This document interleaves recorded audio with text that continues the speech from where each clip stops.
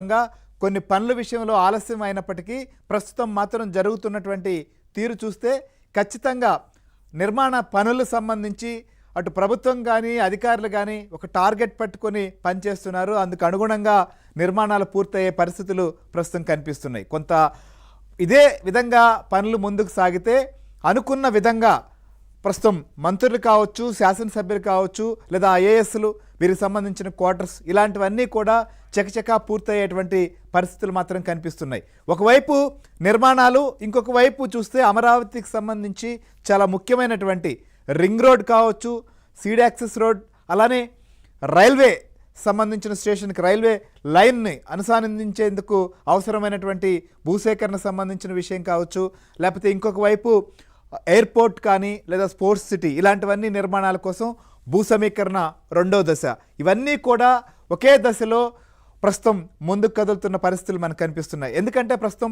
ప్రత్యక్షంగా అమరావతికి సంబంధించినటువంటి పనులు మనం చూస్తే 11 సంవత్సరాలకు ముందు ఇదే రోజున ఇదే సమయంలో భూములు రైతులు ప్రభుత్వానికి ఇచ్చేందుకు ముందుకొచ్చి భూ సమీకరణలో భాగంగా భూములు అప్పజెప్తూ వచ్చారు. సో అప్పటి నుంచి చూసినప్పుడు 11 సంవత్సరాల వ్యవధిలో అప్పుడు తెలుగుదేశం పార్టీ అధికారంలో ఉన్న సందర్భంలో జరిగినటువంటి పనులు తప్ప వైఎస్ఆర్సీపీ అధికారంలోకి వచ్చిన తర్వాత ఒక్క పని కూడా ముందుకు సాగలేదు, ఒక్క ఇటుక కూడా కొత్తగా పెట్టలేదు. ఇలాంటి నేపథ్యంలో పూర్తిగా 3 రాజధానుల పేరుతో అప్పట్లో పాలకులు వ్యవహరించిన విధం, జగన్ తీసుకున్నటువంటి నిర్ణయం కారణంగా పూర్తిగా అమరావతి పనులు ఆగిపోయాయి.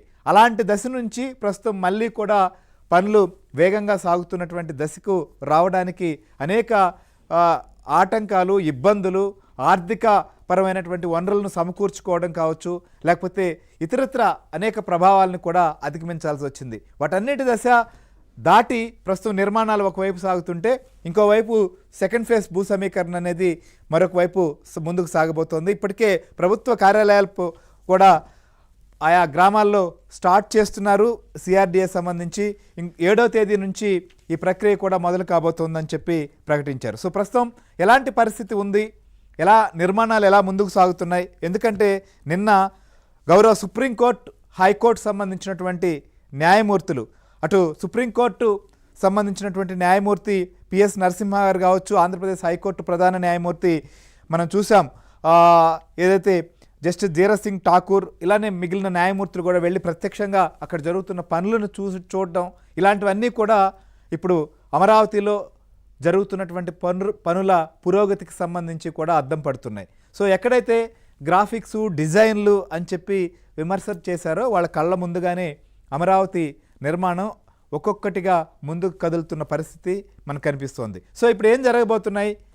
అనుకున్న విధంగా నిర్మాణాలు ముందుకు సాగుతున్నాయా లేదా? ఇంకోవైపు భూ సమీకరణ సంబంధించి ఇటు గుంటూరు కావచ్చు, పల్నాడు జిల్లాల పరిధిలో దాదాపు 16,666 ఎకరాల భూ సమీకరణకు సంబంధించి కూడా ఏం జరగబోతోంది, దీనికి సంబంధించి ఎలాంటి నిర్ణయాలు వెలువడ్డాయి, వీటన్నిటి మీద కూడా మనం డిస్కస్ చేద్దాం.